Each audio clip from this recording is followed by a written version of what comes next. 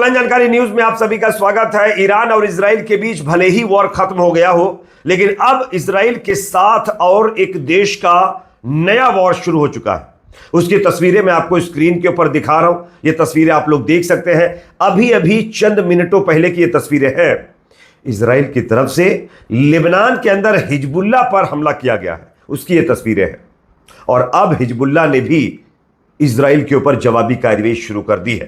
तो अब लेबनान और इजराइल के बीच नया वॉर शुरू हो गया है। आगे इसकी कुछ और तस्वीरें हम आपको दिखाएंगे। साथ ही साथ एक और बड़ी खबर सामने आ रही है दोस्तों। अमेरिका और इजराइल ने मिलकर जिस तरीके से ईरान के न्यूक्लियर साइट्स पर हमला किया अपने B-2 बॉम्बर के साथ, और उसी में शामिल एक B-2 बॉम्बर बताया जा रहा है कि एक हादसे का शिकार हो गया है। मैं आपको उसकी तस्वीरें दिखा रहा हूं, ये आप देख सकते हैं। B-2 बॉम्बर जो अमेरिका का सबसे शक्तिशाली फाइटर जेट माना जाता है, जब यह ईरान से हमला करके वापस लौट रहा था, बताया जाता है कि तभी बीच में इसमें अचानक खराबी आई, जिसके चलते इसको एक जो है देश के अंदर एक एयरपोर्ट पर जाकर के उतारना पड़ा है, इमरजेंसी लैंडिंग करनी पड़ी है। और आज लगभग 4 से 5 दिन हो गए हैं, अभी तक ये उड़ान नहीं भर पाया है। न जाने ऐसी क्या खराबी इसमें आ गई है। आगे इस पर भी चर्चा करेंगे। साथ ही साथ दोस्तों एक और बड़ी खबर आ रही है। ईरान ने अब इजराइल के खिलाफ एक बड़ा ऐलान कर दिया है, जिससे इजराइल के अंदर हड़कंप मच गया है। आगे एक एक करके इसकी तमाम जानकारियां आपको देंगे। गाजा के अंदर इजराइल लगातार बॉम्बार्डमेंट कर रहा, दर्जनों और फलस्तीनियों को खत्म कर दिया है। इस पर भी चर्चा करेंगे। उससे पहले छोटी सी रिक्वेस्ट, अगर वीडियो पसंद आए तो लाइक जरूर करिए, चैनल पर नए हो सब्सक्राइब जरूर कर लीजिए। बात करेंगे पहली और बड़ी खबर की। और बड़ी खबर जो सामने आ रही है उसका वीडियो मैं आपको दिखा रहा हूं। ये वीडियो आप देखिए। ये वीडियो लेबनान से सामने आ रहा है, जहां पर संघर्ष विराम का उल्लंघन लगातार इजराइल कर रहा है। आप सब जानते होंगे हिजबुल्लाह और इजराइल के बीच जबरदस्त मुकाबला चला, जिसमें दोनों तरफ से वार पलटवार देखने को मिला, और उसके बाद हिजबुल्लाह के साथ इजराइल ने सीज फायर कर लिया था। लेकिन अब ईरान से जब पिट गया है इजराइल, तब उसका बदला लेबनान के अंदर हमले करके इजराइल लेना चाहता है। और इसी कड़ी में ये एक और हमला लेबनान के अंदर इजराइल की सेना ने किया है, ये कह करके कि वो हिजबुल्लाह के लड़ाकों के ऊपर हमला कर रहा है। पहले वीडियो देखिए, उसके बाद इसकी चर्चा करते हैं।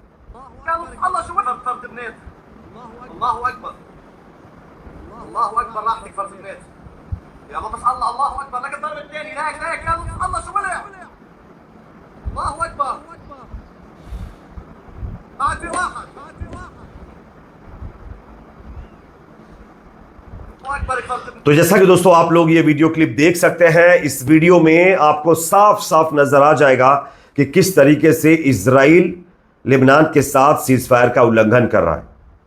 लेबनान के अंदर घुस करके उनके इलाके में जाकर के हिजबुल्लाह के नाम पर हमले तेज कर दिए गए हैं। दक्षिण लेबनान के नबाता शहर के पास बताया जा रहा है कि पहाड़ियों को निशाना बनाकर बड़े पैमाने पर यह हवाई हमले किए गए। अब इसमें कितना नुकसान हुआ है, इसको लेकर अभी कोई रिपोर्ट सामने नहीं आ पाई है, लेकिन इस हमले ने एक चीज तो स्पष्ट कर दी, साबित कर दी है कि इजराइल अलग अलग देशों को उंगलियां करने की कोशिश कर रहा है। और ईरान की खिसियाहट अभी वो कहीं ना कहीं निकाल रहा है लेबनान के साथ, और उसके जो सबूत है वो आपके सामने है। वरना लेबनान के साथ तो सीज फायर चल रहा है इजराइल का, तो वहां हमला करने की क्या जरूरत थी। इजराइल खुद नहीं चाहता कि मामला शांत हो, क्योंकि नेतन्याहू की कुर्सी चली जाएगी अगर यह मुकाबला खत्म हो गया। तो नेतन्याहू के खिलाफ जो जांच चल रही है उसकी शुरुआत कर दी जाएगी, जिसमें नेतन्याहू फंसेगा और जेल जाएगा। इसीलिए वो कहीं ना कहीं उंगली करके नया वॉर शुरू करने की कोशिश में लगा हुआ है। अब बात करते हैं दूसरी खबर की, जो कि सामने दोस्तों यहां पर आ रही है। अमेरिका और इजराइल ने मिलकर के एक ऑपरेशन किया था, जिसमें अमेरिका के B-2 बॉम्बर विमान शामिल किए गए थे।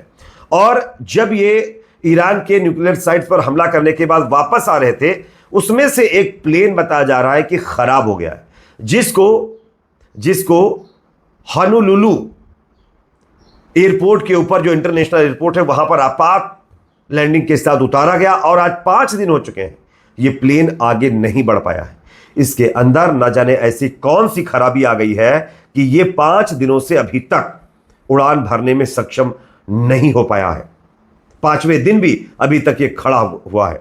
हालांकि तमाम लोग ये कह रहे हैं कि ये विमान जो है हमला करने के लिए जा रहा था, बीच में खराब हुआ है। तमाम लोग ये कह रहे थे कि हमला करके आ रहा था, तब बीच में इसमें दिक्कत आई है। खैर, किसी भी तरीके से दिक्कत आई हो, बात एक ही है। करने जा रहा हो तो बीच में खराब हो गया तो भी वही बात है, करके आ रहा हो हमला उसके बाद बीच में खराब हो गया तब भी वही बात है। बात तो एक ही है कि अमेरिका का सबसे शक्तिशाली माना जाने वाला यह विमान किस तरीके से एक बड़े हादसे का शिकार हो गया है और 5 दिनों से अभी तक यह उड़ान नहीं भर पाया है। यहां पर बहुत सारे लोग तो यह भी कह रहे हैं कि इसी कहीं ना कहीं अल्लाह का करिश्मा है। अब बात करते हैं एक और बड़ी खबर की जो कि सामने दोस्तों आ रही है। ईरान अब इजराइल के खिलाफ कमर कसना शुरू कर चुका है। आप सब जानते होंगे कि जब अभी 12 दिन तक इजराइल के साथ ईरान का मुकाबला चला तो ईरान की जो एयरफोर्स है वो खास कुछ नहीं कर पाई। अगर मिसाइलें ईरान के पास ना होती तो शायद ईरान को भारी नुकसान पहुंचाने में इजराइल कामयाब हो जाता, लेकिन मिसाइलों के बलबूते ईरान ने इजराइल को नेस्तनाबूद करने की कोशिश की, लेकिन बीच में अमेरिका आ गया और सीजफायर करवा दिया तो मामला वहीं रुक गया। लेकिन अब इससे ईरान ने बड़ी सीख ली है और इसी के चलते ईरान एक बड़े सौदे की योजना बना रहा है। अपनी वायु शक्ति को मजबूत करने के लिए 40 से अधिक चीनी चेंगदू J-10C लड़ाकू विमान अब ईरान खरीदने जा रहा है। 40 से अधिक विमान ईरान अब खरीदेगा, जो अमेरिका के F-35 विमानों को टक्कर देने वाले ये विमान है, फाइटर जेट्स हैं। और अगर ये खरीद लिया जाता है, ये सौदा हो जाता है चीन के साथ, तो अब यकीन मानिए फिर एयरफोर्स के मामले में भी ईरान का मुकाबला इजराइल नहीं कर पाएगा। अब बात करते हैं तीसरी बड़ी खबर की जो कि अपने आप में काफी अहम है। दोस्तों, इजराइल के ऊपर ईरान की मिसाइलों ने काफी कुछ नुकसान किया वो आप सब लोगों ने देखा, लेकिन इसमें अब ईरान की तरफ से पुष्टि की गई है कि उसने किन किन जगहों को टारगेट किया, किन किन को नेस्तनाबूद किया है। मैं आपको उसका एक मैप दिखा रहा हूं, आप देख सकते हैं। इसमें ईरानी बैलिस्टिक मिसाइलों ने तेल रिफाइनरी, 10 से ज्यादा सैन्य ठिकाने, मोसाद मुख्यालय और 80% वायुसेना के ठिकानों को टारगेट किया है, जिसमें किरियात का industrial city, Israeli ministry of war, तेल और नॉफ एयरबेस, हाइफा रेलवे रिफाइनरी और इसके साथ साथ आप देख सकते हैं हाइफा का पावर प्लांट और बंदर हाइफा और गलीली बेस को पूरी तरीके से नेस्तु नाबूद किया। बाकायदा इसका एक मैप भी ईरान की तरफ से शेयर किया गया जो मैं आपको दिखाना चाहता हूं, आप देख सकते हैं। इसमें उन तमाम साइटों की जानकारी दी गई है जिनको ईरान की मिसाइलों ने नुकसान पहुंचाया है। साथ ही साथ दोस्तों यहां पर एक और बड़ी खबर आ रही है। गाजा के अंदर इजराइल की जो जेनोसाइड वाली कार्रवाई है वो लगातार जारी है।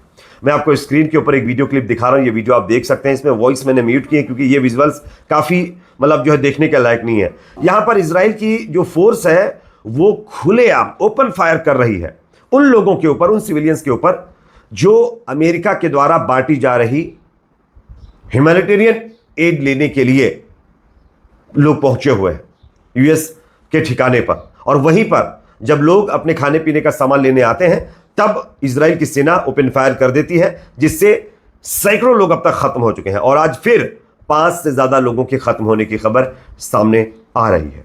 साथ ही साथ गाजा सिटी के अंदर अल तुफा के अंदर भी बताया जा रहा है कि इजराइल की सेना ने ताबड़तोड़ फायरिंग की है, हवाई हमले किए हैं, जिसमें 6 से ज्यादा गाजा के लोग खत्म हुए।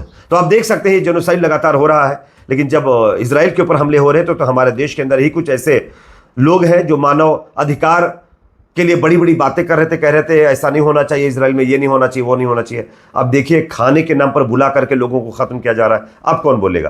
क्या है उन लोगों के मुंह में जुबान जो मानवाधिकार की बड़ी बड़ी बातें इजराइल पर हमले के वक्त कर रहे थे? यह अपने आप में दिखाता है कि यह मानवाधिकार के नाम पर किस तरीके से हमारे देश के अंदर भी प्रोपेगेंडा चलाया जाता है। इस पर आपकी क्या राय कमेंट सेक्शन में रखिए। वीडियो पसंद आए तो लाइक शेयर, चैनल पर नए सब्सक्राइब जरूर करें।